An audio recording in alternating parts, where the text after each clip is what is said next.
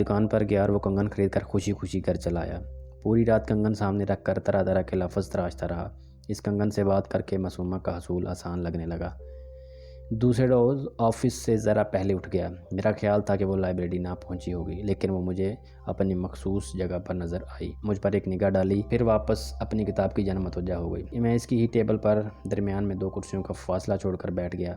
چند لمحوں تک میں نے اپنے دل کی دھڑکنوں کو ترتیب دیا، پھر اس سے نظر بھر کر دیکھا اور اپنی کتاب کی جانب متوجہ ہو گیا، لیکن یقیناً میری موجودگی کو بھرپور طریقے سے محسوس کر رہی تھی۔ میں نے ڈبی نکال کر میز پر رکھی اور کچھ سوچنے لگا۔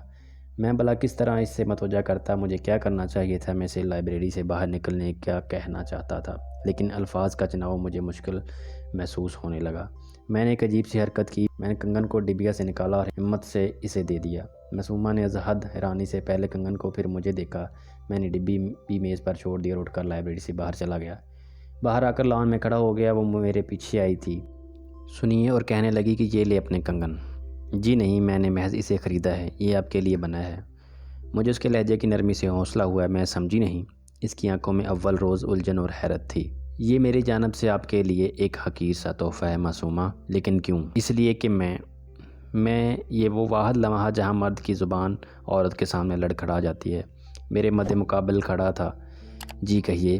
وہ نظریں جھکائے کھڑی تھی، اور اگر اس لمحے عورت خود ہی ہتھیار ڈال کر کھڑی ہو جائے تو پھر فاتحہ یاب ہونے میں کیا امرمانع ہو سکتا ہے۔ معصومہ نے میرا کنگن قبول کر لیا، لیکن اس شرط کے ساتھ مجھے واپس لوٹا دیا کہ وہ کنگن میں اسے شادی کے موقع پر پیش کروں گا۔ میں اس کو جیت چکا تھا، پھر شادی میں کیسی دیر۔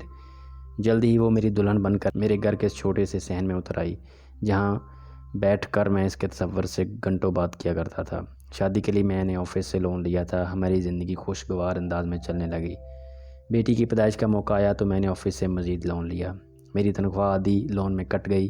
معصومہ کو گھر کے کاموں سے فرصت نہ ملتی تھی۔ میں آفس میں اوور ٹائم لگاتا تھا۔ اب مجھے لون اتارنے کی پریشانی رہتی۔ گھر لوٹنے کی جلدی نہ ہوا کرتی تھی۔ گھر آ کر بھی جلدی سو جاتا۔ معصومہ کی گفتگو میں پہلی سی شائستگی نہیں تھی۔ اسے گھر کے مسائل ازبر رہتے تھے۔ وہ محبوبہ سے خاتون خانہ اور بیوی سے ماں بن گئی تھی۔ میرا ذہن مختلف خانوں میں بٹا رہتا۔ سب سے پریشان کن مسئلہ سواری کا تھا۔ میں سر توڑ کوششوں کے باوجود بھی بائک نہ خرید سکا۔ بسوں اور ویگنوں کے دھکے کھا کر سال بھر سے میرا جوڑ ہل گیا تھا۔ رشتہ داریاں نبھانے کے لیے رکشہ ٹیکسی کا کرایہ مار ڈالتا۔ معصومہ کو میری مشکل کا احساس تھا۔ وہ بیچاری کمیٹیاں ڈالتی تھی، مگر وہ گھر کے ہی کسی کام میں خرچ ہو جاتیں۔ ایک روز میں نے آفس جانے کے لیے تیار ہوا تو ساتھ گھڑی کی سوئیوں کو کوس رہا تھا، جو بنا کسی مشکل کے احساس کے آگے بڑھتی جا رہی تھی۔ اچانک ہی معصومہ میرے پاس آ کر کھڑی ہوئی۔ سنیے، اس کے چہرے پر عجیب سی کیفیت تھی۔ کہو، مجھے جلدی تھی، آج آپ آفس مت جائیں۔ میں برہم ہو گیا۔ دماغ ٹھیک ہے، آج آپ جا کر اپنی موٹر سائیکل خرید لیں۔ اس نے ایک لفافہ میری طرف کیا۔ اس میں 30,000 روپے تھے۔ میرے ہاتھ یکلخت ٹھہر گئے۔ اجرت کے تمام انداز رخصت ہو گئے۔ تمہارے پاس اتنی رقم کہاں سے آئی معصومہ؟ میں حیرت اور خوشی کے جذبات سے بولا۔ اگر میں سچ کہوں تو کیا آپ خفا تو نہیں ہوں گے؟ وہ گھبرائی سی بولی۔ کہو تو۔ میں اپنا کچھ زیور فروخت کر آئی ہوں بشر، مجھ سے آپ کی پریشانی نہیں دیکھی جاتی۔ میں نے اماں کی طرف والی چین کنگن جو آپ نے شادی سے قبل خریدا تھا، اس کی آنکھوں میں آنسو تھے۔ اس ندامت میں میرا دل بھی لمحہ بھر کو ڈوبا، اور پھر میں نے جلدی سے اس کے ہاتھوں سے لفافہ لے لیا۔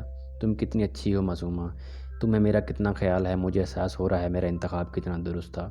میں وعدہ کرتا ہوں بہت جلد تمہیں دوسرا کنگن بنوا دوں گا۔ مجھے زیور نہیں، ذہنی سکون چاہیے، اپنا اور آپ کا۔ میں نے اس کا گال تھپتھپایا اور لفافہ جیب میں ڈال لیا۔ نظر اس کی خالی کلائی پر پڑی اور چپ چاپ باہر نکل آیا۔ میرے دل میں فی الوقت ایک موٹر سائیکل کی شدید خواہش تھی۔ جیسے میں کہہ چکا ہوں کہ دل مارنا خدا نے صرف عورت کو سکھایا ہے۔ معصومہ نے میری جستجو ضرورت دونوں میں پوری کر دی۔ مرد آغاز میں ہی جستجو کو محبت تسلیم کر لیتا ہے، اور عورت اس کی غلطی کو آخر تک بہت وفاداری سے نبھاتی ہے۔ اور اسی کے ساتھ آج کی یہ ہماری کہانی اپنے اختتام کو پہنچی۔